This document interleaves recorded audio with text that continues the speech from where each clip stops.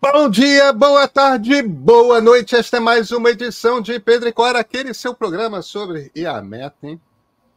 Você sabe que esse IAMETA, hein, acontece com uma frequência. Pedro e Cora, como vocês sabem, toda terça-feira, toda quinta-feira no YouTube do Meio, ou então na sua plataforma favorita de podcasts. Eu sou Pedro Doria, ao meu lado está minha queridíssima amiga Cora Rory, ao meu lado virtualmente hoje, né, Cora? Hoje virtualmente, é. Pois é. E de que papo é esse de meta, Cora? A Meta tirando proveito dos seus usuários. É. Como sempre. Se você publica no Instagram e no Facebook, olha, duas coisas vão ser usadas para treinar a inteligência artificial da Meta. Ou não vão ser. Vem com a gente.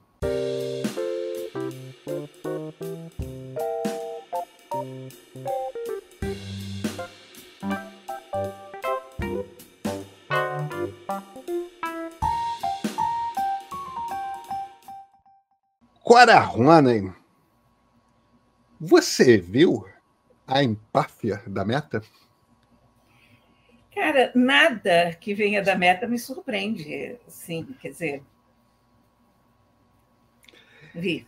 Veja, mas eu acho que tem uma discussão interessante aí, que as pessoas estão falando meio que horrorizadas da coisa toda, e eu acho que o papo é mais interessante do que parece à primeira vista, é mais complicado. O que aconteceu? A Meta discretamente mudou sua política de privacidade. Sempre que essas empresas mudam sua política de privacidade, sabe como é que é, né, agora?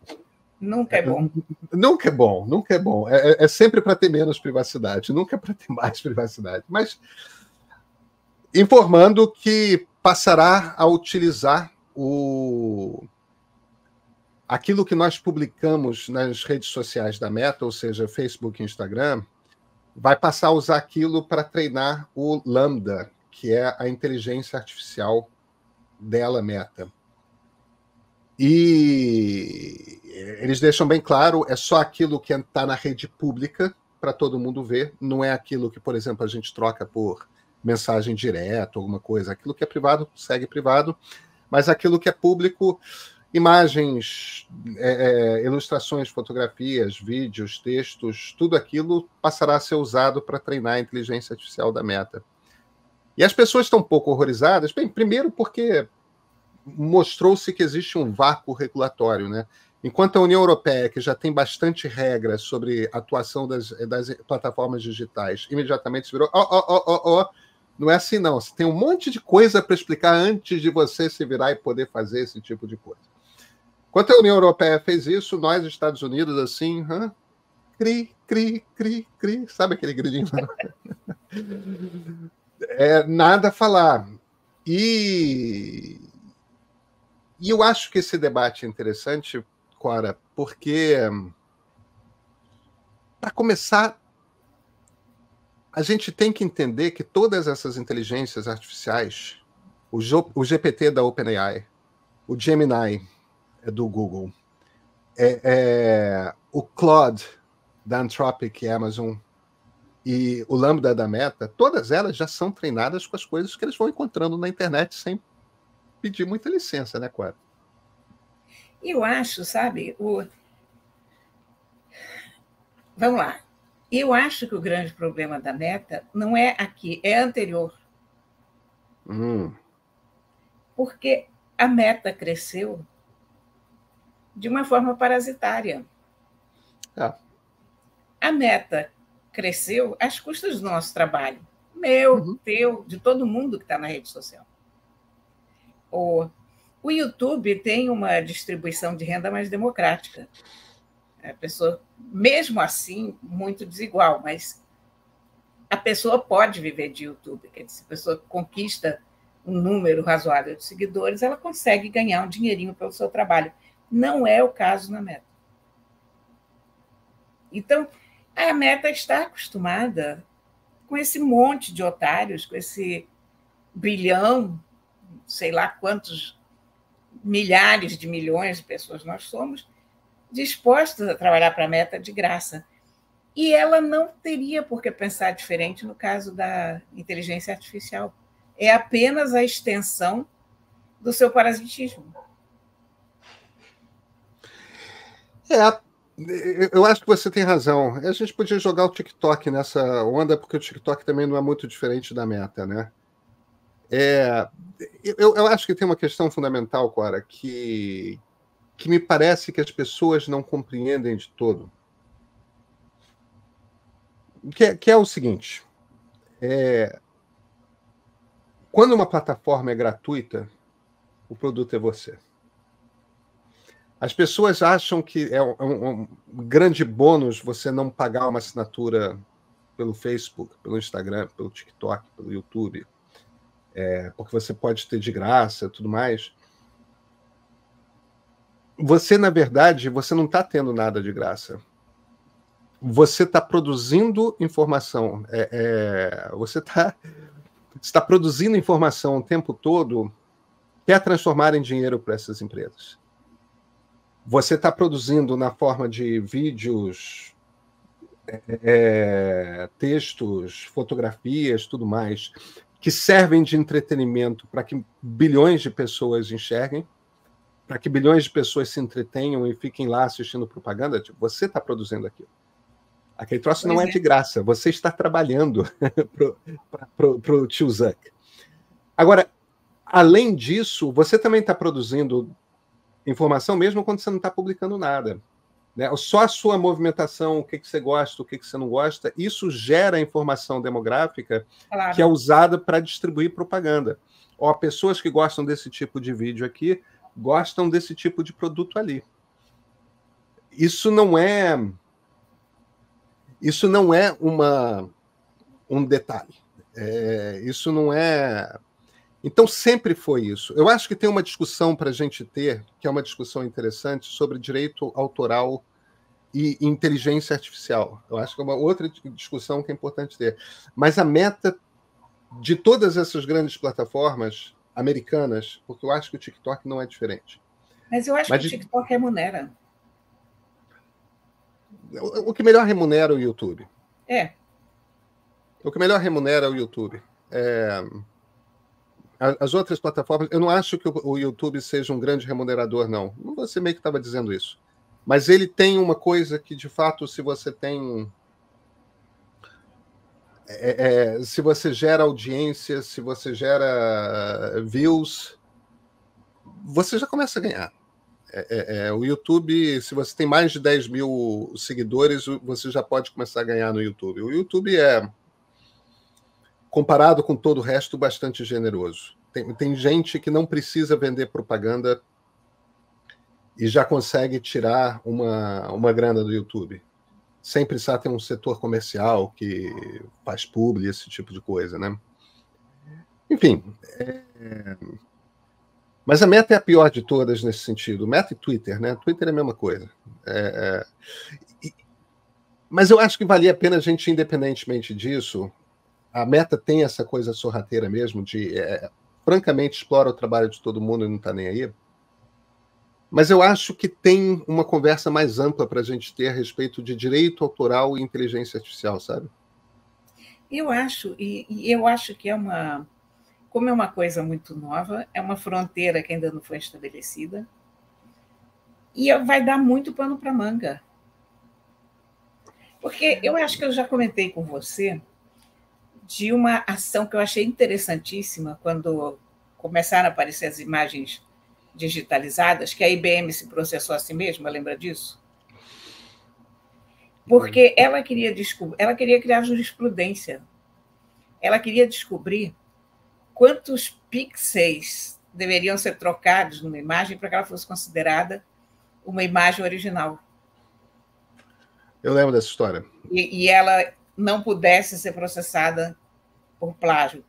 E eu acho que a gente está diante de uma coisa semelhante. Eu acho que a gente está... Está faltando ainda a compreensão de todo mundo de qual é o limite disso e como você vai determinar. Eu ainda acho que, por enquanto, a forma mais correta é essa de pagamento aos fornecedores de notícias, né? Esses acordos que as empresas têm fechado com jornais americanos e europeus. Isso. De remuneração do noticiário. É uma coisa meio guarda-chuva, mas... Eu acho que tem um... Mas vamos esquecer, a coisa dos jornais é um troço à parte, porque para as inteligências artificiais terem notícia que está acontecendo agora, estarem informadas sobre current affairs, né? As notícias do momento, elas precisam de noticiário. Agora, todo o resto que é usado para treinar é mais complicado. Tipo, tem aquele processo que os escritores americanos estão tocando, né? O John Grisham, o Stephen King, né? Vários escritores americanos, Maya Angelou, vários escritores americanos estão tocando esse processo contra a OpenAI, porque a OpenAI usou os seus textos, os seus livros, o conteúdo dos seus livros para treinar o GPT-4. E tá lá. Existe um conceito em direito autoral muito antigo, que é o do uso legítimo, né? Que é o fair use. E a ideia do uso legítimo é o seguinte: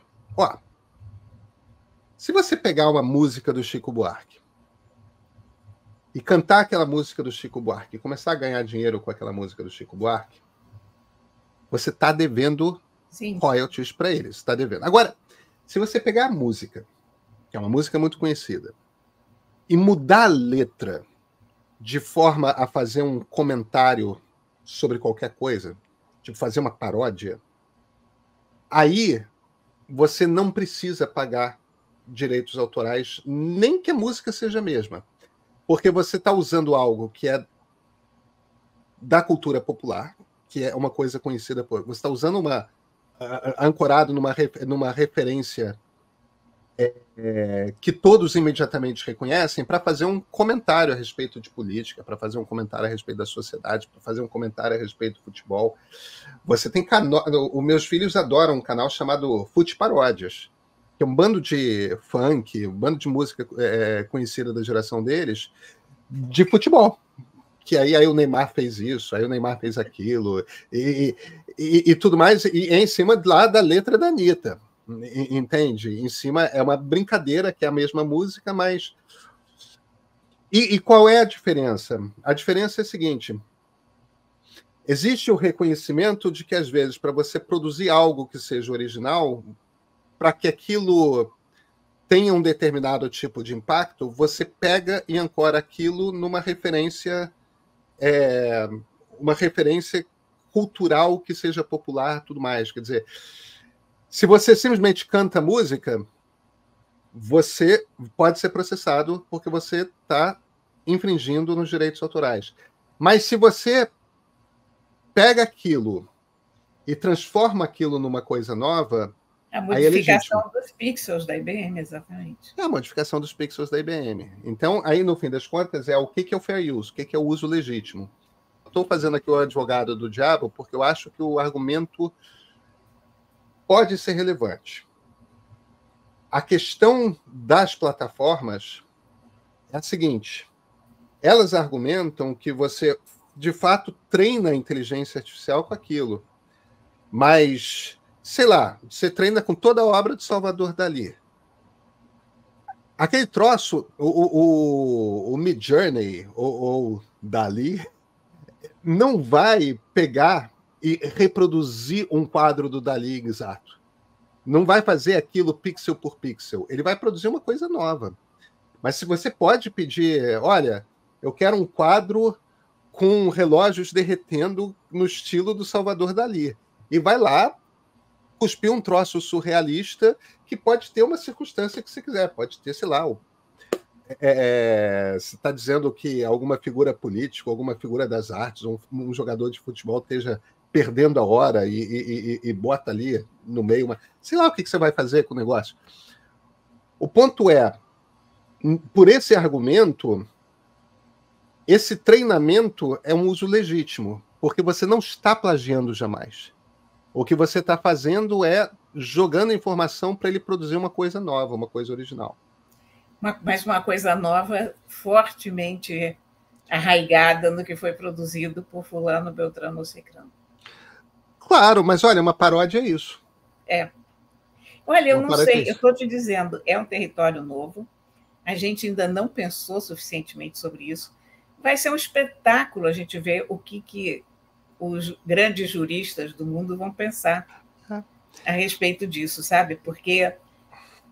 Até porque é um caminhão de dinheiro envolvido. É claro. Cora, eu te dou um contra-exemplo. Né? Eu te dou um contra-exemplo que derruba esse argumento ou pode derrubar, dependendo de como você olha.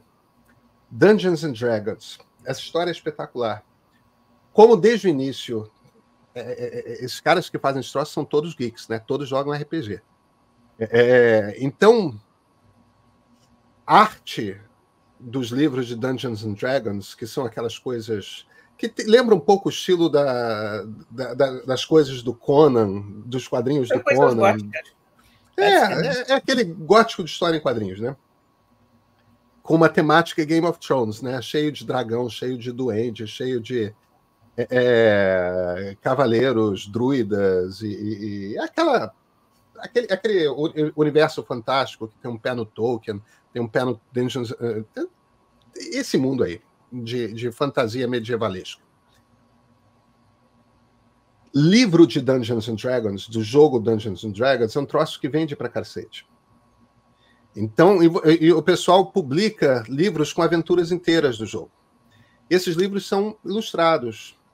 E você tem uma meia dúzia de artistas, não é muito, você tem uma meia dúzia de artistas cuja vida virou receber encomenda para ilustrar livros novos de Dungeons and Dragons.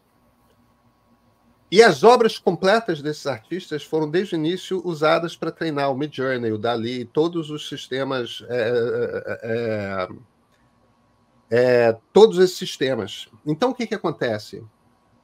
Num determinado momento, quando o Midjourney chegou ali, tipo início de 2022, meados de 2022, início de 2023, ele já fazia ilustração para os troços tão bem quanto qualquer um dos artistas. Quer dizer, já perderam seus trabalhos. Os artistas, pois é. Perderam seus trabalhos, porque não são mais necessários. Então, nesse sentido, veja, ele não está produzindo uma obra igualzinha, que são aquelas coisas com aquela coisa que é um acrílico, né? Guache, alguns fazem aquelas ilustrações a óleo. Tem um certo requinte técnico ali. As coisas podem ter um pé no kit, mas tem um requinte técnico, não é um troço trivial de fazer, não. E esses artistas, de certa forma, a arte deles foi usada para alimentar um computador que roubou o trabalho deles.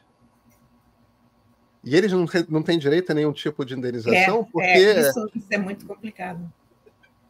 Então, é que como o ChatGPT não escreve um livro do John Grisham ainda, entendeu? Escreve um original do John Grisham aí que eu quero ler e eu quero que o advogado seja, sei lá, né? Você sabe que vai ter que ser uma coisa tipo ECAD.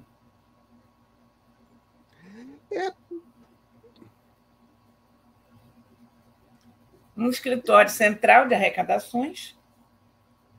Agora, como se vai determinar quanto por cento vai para cada um, eu não sei. Não sei. Eu também não sei. Eu acho que tem um debate, Cora. Sabe quem vai resolver isso? A inteligência artificial. Porque você vai dar uma ilustração dessas para a inteligência artificial e você vai dizer quanto por cento tem de cada um desses artistas nessa obra. E ela vai te dizer. Pode ser. Eu tenho pensado no seguinte. O Lula está com esse papo de... Não, tem que ter inteligência artificial brasileira. A gente não tem poder de processamento no Brasil para fazer uma inteligência artificial competitiva. No futuro, talvez, hoje não tem. Agora, tem essas 4 empresas aí. Eu, se fosse as editoras brasileiras, entendeu? Eu juntava todas as editoras brasileiras num consórcio, se fosse elas, me virava agora aqui e falava, olha aqui, leilão.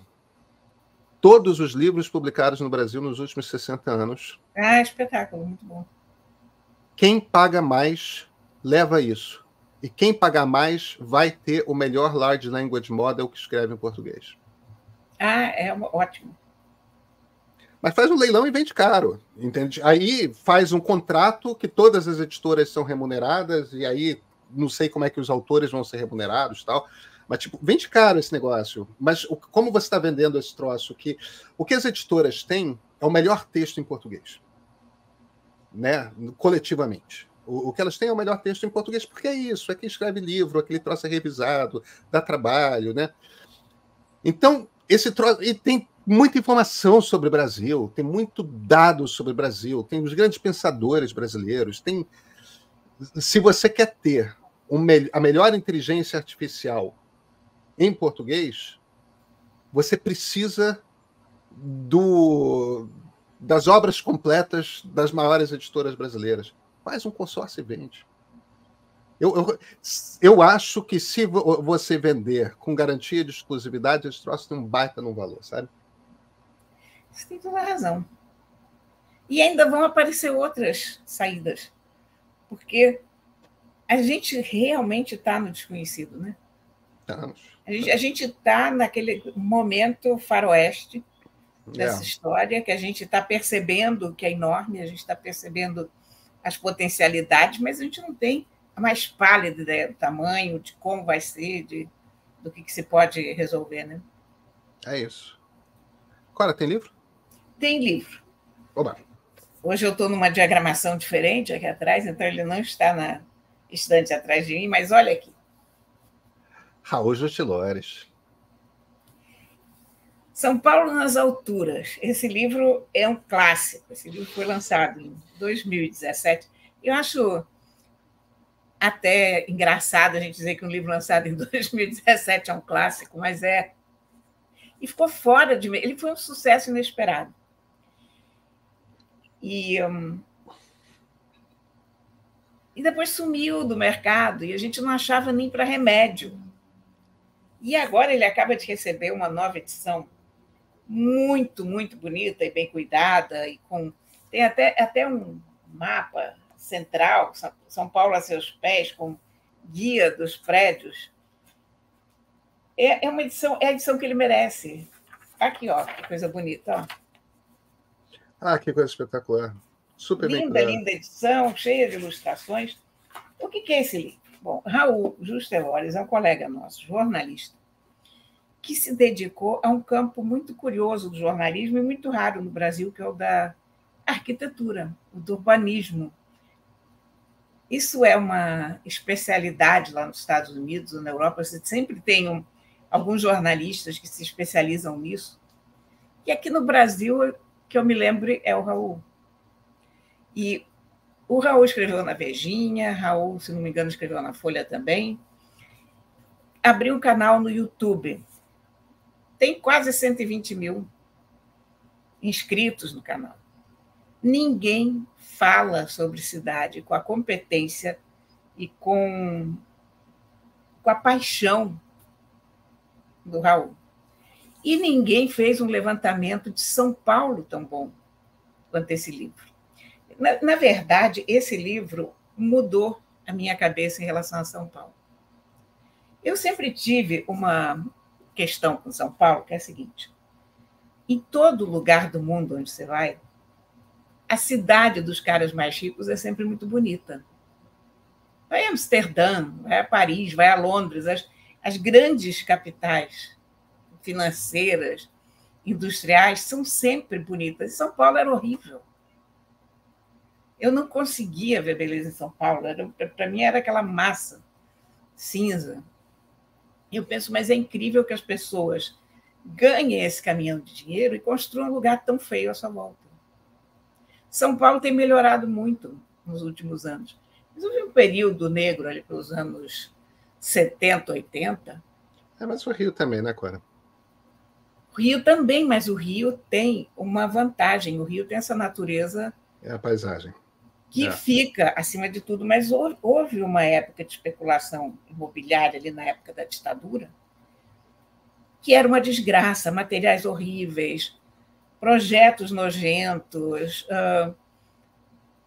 pouca consideração pelo espaço público. O que o Raul faz é levantar aqui a revolução modernista da arquitetura e do mercado imobiliário dos anos 50 e 60, que foram anos espetaculares em São Paulo. E você tem prédios icônicos como Copan, Terraça Itália, que datam dessa época, mas muito mais do que esses dois. E ele vai de um por um, e ele traça a história dos construtores desses prédios, dos arquitetos, muitos imigrantes que vieram na época da guerra. Como é que esses caras viam a vida, quais eram os planos deles.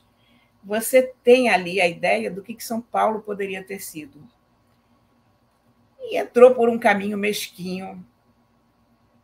Poderia ter sido uma linda cidade, porque quando o Raul te chama a atenção para os belos prédios de São Paulo, para os bons prédios de arquiteto. Paulo Mendes da Rocha. Olha, com bom acabamento. Aí você diz, é verdade, essa cidade tem coisa muito bonita. E você começa a olhar com carinho, eu comecei a olhar com carinho. E o fato é que depois que eu li o livro do Raul, eu comecei a prestar muita atenção nessas joias paulistas, sabe? Que muitas vezes estão no meio daquela confusão toda, mas você tem que parar e dizer, olha, realmente muito bonito. Que coisa original, que boa solução para um espaço urbano, sabe? Então, esse livro é uma leitura muito interessante para quem se interessa por arquitetura, para quem se interessa por urbanismo, para quem quer ter uma boa visão do que quer o mercado imobiliário desse país, de como o Brasil se entende, no fundo. Esse livro é muita história do Brasil, muita história de São Paulo. E, acima de tudo, isso é um ótimo livro de se ler. É uma excelente leitura, é uma descoberta do país da gente, sabe? Super. É uma arqueologia urbana que a gente se deve. Não só em relação a São Paulo, em relação a várias cidades brasileiras. Mas eu adoro esse livro e eu fiquei muito contente em ver que ele, enfim, tem uma edição nova e tão bonita, tão bem feita. Que delícia. E você se furtou a falar, mas essas pessoas existem, eu me incluo entre elas. É um ótimo livro também para quem adora São Paulo. Isso é verdade. Não, eu hoje gosto muito de São Paulo. Eu adoro São Paulo. Não, eu hoje gosto muito. Eu não gostava. É engraçado, eu não gostava visualmente, mas gostava. Sempre gostei pelo movimento, sabe? Mas hoje eu gosto muito de São Paulo. Eu aprendi a me sentir em casa em São Paulo. Me sinto muito em casa em São Paulo. Não é a mesma sensação de quando eu estou no Rio, mas eu fui criado aqui. Aí é uma coisa diferente, tem uma coisa afetiva e tal. E São Paulo é uma cidade que eu descobri adulto, morando. Mas eu aprendi a gostar de São Paulo. Eu gosto muito de São Paulo. Eu tenho amigos muito queridos em São Paulo. E eu gosto de circular em São Paulo. Eu gosto de ser um pouco local, de ter o meu restaurante favorito, de ter os bairros dos quais eu gosto, os bairros dos quais eu não gosto. Eu sou uma pessoa em Higienópolis, não sou uma pessoa em Itaim. Sabe, essas coisas assim e nada contra. Assim como tem gente que gosta da Barra da Tijuca. O ponto, fundamentalmente, é quando você começa a construir a cidade como uma cidade sua, quando você começa a entender a vibração da cidade e sentir em casa, né? Olha, eu sou 100% de Higienópolis, porque os meus melhores amigos sempre moraram por lá. E houve uma época em que o Globo tinha um convênio com o hotel que se chamava Eldorado Higienópolis. Não sei se você chegou a pegar essa época. Não peguei. Isso é arqueologia jornalística. Os jornais sempre tinham convênios com hotéis. Então, você ficava naquele hotel que o jornal determinava. E eu ficava sempre nesse Eldorado Higienópolis, que era um hotel muito simpático, em plena Higienópolis. Então, quando eu comecei a descobrir São Paulo, foi a partir desse hotel e dessas ruas onde moravam amigos meus. Então, ainda é onde eu me sinto melhor hoje em Higienópolis, porque é a São Paulo que eu conheço melhor. Higienópolis, toda a região central, né? É onde você tem os prédios mais interessantes. Em Higienópolis... Higienópolis você tem belos prédios residenciais. Você vai descendo por Santa Cecília, tudo mais, você tem... Aí quando você vai para o Centrão é espetacular. O centro de São Paulo, toda a redondeza que está muito perigoso agora. Mas, enfim, Eu adoro São Paulo. E, olha, eu devo te dizer que boa parte do meu amor por São Paulo foi consolidado Pelo Raul. pelo Raul. Já Até fez muito. antes do livro, sabe? Porque eu lia o que ele escrevia e você se afeiçoa ao que você conhece, né? Claro. Foi Claro. isso. Claro, a gente se vê na quinta, né? A gente se vê na quinta, com toda certeza. Então, até quinta-feira.